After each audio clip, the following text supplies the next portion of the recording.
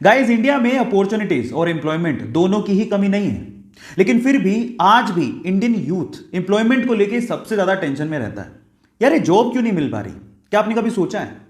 जो companies India में Indian youth को रिक्रूट करती हैं, उसका इसके बारे में क्या ख्याल है पता है? वो ये कहती हैं कि इंडिया में यूथ की कमी नहीं है, लेकिन स्किलफुल, स्मार्ट, एम्प्लॉयबल यूथ की बहुत कमी है। और जो यूथ स्किलफुल है और स्मार्ट है, उसके लिए जॉब की कोई कमी नहीं है। अब इसको थोड़ा मैं स्टोरी के थ्रू समझाने की कोशिश करता हूं, ध्यान से समझिएगा, जिससे आपको ज्यादा समझ में आएगा। एक बार दो दोस्त थे, एक का नाम था सतीश, दूसरे का नाम था महेश। दोनों ने स्कूलिंग, कॉलेज सब साथ में पूरा किया। मजे की बात यह थी कि उनकी सेम ही कंपनी में जॉब लग गई। दोनों ने बहुत हार्डवर्क किया पूरे साल भर। साल भर बाद उनका प्रमोशन होना था। तो जिस दिन प्रमोशन था उस दिन बॉस आए। उन्होंने सतीश को प्रमोशन लेटर देते हुए कहा कि सतीश, तुम्हारा प्रमोशन होता है। तब महेश ने पूछा कि सर मेरा? तो बॉस ने कहा कि महेश, आई एम सॉरी, तुम्हें प्रमोशन नहीं मिल पाएगा, इस साल तो कम से कम नहीं मिल पाएगा, वर्क हार्ड। तो ऐसा करके बॉस अपने कैबिन में चले गए। महेश उदास हो गया। महेश सोचने लगा कि सेम स्कूल से किया, सेम कॉलेज से किया, एक साल मैंने भी हार्डवर्क किया है, मेरा प्रमोशन क्यों नहीं हुआ? अब दिमाग पे उस टाइम क्या बातें आती है पता है? भाई, यहां तो बटरिंग से प्रमोशन होता है। जरूर सतीश ने बटरिंग की होगी बॉस की, और उसको गुस्सा आ गया। उसने सोचा मैं कल से नहीं आऊंगा। वो बॉस के कैबिन में गया और बॉस को बोलता है कि बॉस, अब मैं कल से तो नहीं आऊंगा, आई एम सो सॉरी। तो बॉस ने कहा कि क्यों नहीं आओगे? तो वो कहता है कि बॉस, मैंने बहुत हार्डवर्क किया पूरे साल भर, लेकिन मेरा प्रमोशन नहीं हुआ। अब मुझे ऐसा फील होता है कि इस कंपनी में सिर्फ बटरिंग करने वालों का ही प्रमोशन होता है। मतलब वो डायरेक्टली सतीश पे ब्लेम लगा रहा था कि सतीश ने बटरिंग की है, लेकिन बॉस तो ये जानता था कि सतीश ने बटरिंग नहीं की है। सतीश ने वाकई में हार्डवर्क किया है, वो स्मार्ट है, महेश से स्मार्ट है। अब इस चीज को प्रूव कैसे करें? बॉस ने लगाया दिमाग, इसलिए तो वो बॉस था, उसने दिमाग लगाया।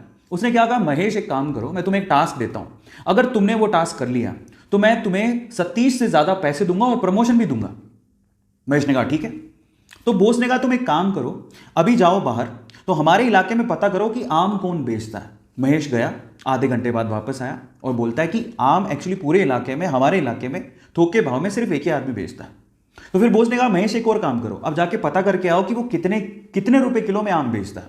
वो गया, वापस आया, वापस आके बोलता है कि वो 50 रुपए किलो में आम बेचता है। अब बॉस ने क्या कहा, महेश मैं सेम चीज अब मैं सतीश से करवाता हूं, तुम ध्यान से देखना। उन्होंने सतीश को बुलाया और सतीश को बोलता है कि सतीश एक काम करो, इस इलाके में जो आम बेचता है उसकी खबर लेके आओ कि कौन कौन आम बेचता है।